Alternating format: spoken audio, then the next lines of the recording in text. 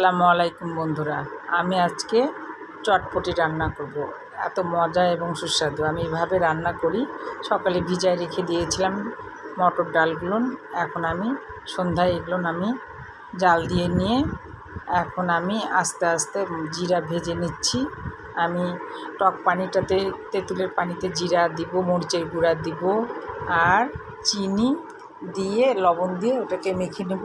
ওটা এই জন্য আলাদা করে তৈরি করছি। আর এটা আমি চটপটির মশলা, গুঁড়া মশলাটাকে আমি বাসায় তৈরি করে আমি চটপটির মধ্যে দেই।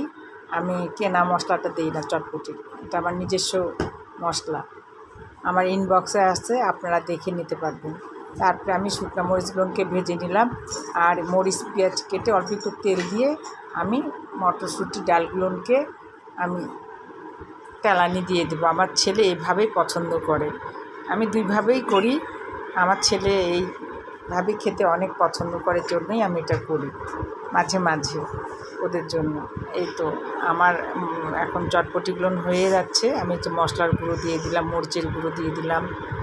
আর এই পাশে আমি এই যে বললাম যে আমি জিরা, মরিচের গুঁড়া, তেঁতুল, লবণ দিয়ে চিনি দিয়ে আমি এটা মশলার টকটা বানায় নিচ্ছি।